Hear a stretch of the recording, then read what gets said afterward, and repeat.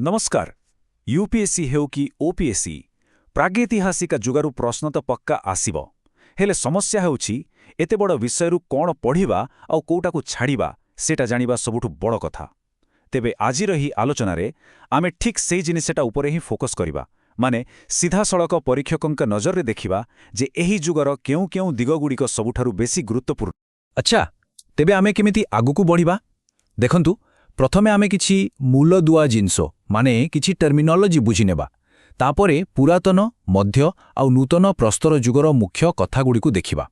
यापरे आसिबो धातु जुग आउ सभा शेषरे आमे देखिबा जे एसबु ज्ञानकु व्यवहार करी गोटे प्रकृत परीक्षा प्रश्नर उत्तर केमिति लेखा जिवो। तेबे चलंतु आरंभ करिबा।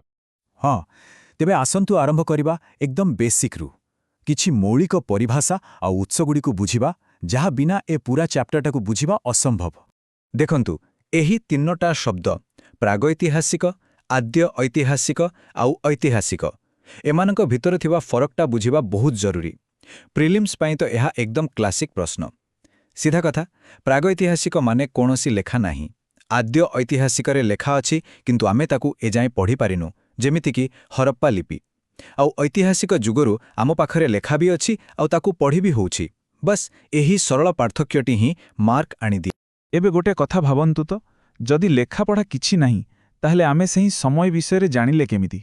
उत्तर होउछि केवल पत्नतात्विक उत्स, माने सेतेबेलर पत्थरर हथियार, माटी पात्र किमा गुंफारे थिबा चित्र, ए सबु ही आमर एकमात्र प्रमाण। आउ सेथिपाई परीक्षारे बारंबार पचरा जाए कोठु कोण मिलिला, एटा मने रखिबाकू पड़ी। चालंतु एबे आमे जिबा पुरातन प्रस्तर जुगकू। आउ एइटा किछि छोटमोट समय नुहे। जानिले आश्चर्य हेबे, एहा मानव इतिहासर पाखापाखि 99% समय। तेबे एते लंबा समयकू परीक्षा पाई केमिति सहजरे बुझी हेबो, आसंतु सेटा देखिबा। हाँ, तो एई टेबुल रे पुरातन प्रस्तर जुगर सबु मुख्य कथा गोटिए जागरे अछि।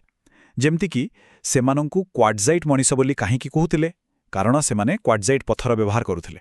तांकर अर्थनीति कौन थिला? केवल शिकार आउ खाद्य संग्रह। एमती प्रत्येक पॉइंट रु गोटे गोटे एमसीक्यू बनी पारे। तेणु ए टेबलटा बहुत इंपोर्टेंट। इतिहास को बुझिबाकू हेले भूगोल को बुझिबाकू पड़िबो। ए मानचित्र को देखिले गोटे कथा स्पष्ट जना पड़ुछि, प्राय सबु मुख्य स्थानगुड़िक नदी पाखरे ही अछि। आउ सेथिरु नर्मदा उपत्यका होउछि गोटे हॉटस्पॉट। आउ भीमबेटका कथा तो छाड़ंतु, एइटा हेउछि पेपर सेटरंकर सबुठु पसंदर जगह। तेणु ए स्थानगुड़िकर ना मने रखिबा निहाती दरकार। आउ एबे देखंतु सबुठु मजादार कथा, टेक्नोलॉजीर विकास। टिक्के भाबंतु, प्रथमे थिला बड़ बड़ मोटा हाथकुराड़ी, जहाकू आमे लोअर पालियोलिथिक रे देखू। तापरे आसिला टिके पतला आउ धारुआ फ्लेक्स मिडिल पालियोलिथिक रे, आउ शेषरे अपर पालियोलिथिक आसिला बेलकू मनीषा पूरा तीक्ष्ण ब्लेड तैयारी करिबा सिखिगला। एही जो डेभलपमेंटर सीक्वेंस अछि, एटा मेन्स पाई बहुत गुरुत्वपूर्ण। अच्छा, पुरातन प्रस्तर जुग तो गला। एबे आसिला मध्य प्रस्तर जुग बा मेसोलिथिक। ए जुगटाको गोटे ब्रिज बा सेतु बोली भाबी परिबे। कहा भितरे गोटे पटे अछि पुराना शिकारी जीवन आ अन्य पटे आसुछि नुआ कृषिर जीवन। आ जेहेतु यह एटा ट्रांजिशन फेज, एठू प्रश्न आसिबार संभावना बहुत बेसी। तेबे ए जुगर सबुठु बड़ दुईटा चेंज कोन मने रखंतु? प्रथम माइक्रोलिथ माने छोट छोट धारुआ पत्थरर उपकरण, आ द्वितीय पशुपालनर आरंभ। एबे प्रश्न आसिबो एहार प्रमाण कोठु मिलिला? उत्तर हेउछि आदमगढ़ आउ बागोर। ए दुईटा ना हेउछि हाई यील्ड फैक्ट्स, माने परीक्षा रे आसिबार चांस बहुत अधिक। आउ एई जो तथ्यटा देखुचंती, एइटा खाली गोटे तथ्य नुहे। एइठू आमे जानि परिबा जे परीक्षा रे प्रश्न केमती आसे। मैच द फॉलोइंग प्रश्न मने पकांतु, गोटे पटे आविष्कारकंक ना, आरो पटे स्थानर ना। तेणु किए आविष्कार कले? कार्लाइल। कोठी कले? विंध्या पर्वतमालारे। बस एतिकी मन रखिले गोटे प्रश्नर उत्तर मिलिगला। एबे आसिला इतिहासर सबुठु बड़ टर्निंग पॉइंट, नूतन प्रस्तर जुग। आउ एहा एते बड़ परिवर्तन थिला जे ऐतिहासिक भी गॉर्डन चाइल्ड एहाकू नियोलिथिक रिवोल्यूशन बा नवप्रस्तरीय विप्लव बोली कहिथिले। एई शब्दटाकू मने रखंतु, मेन्सर उत्तर रे एई टर्मटा व्यवहार कले उत्तरर ओजन बढ़ी जाए।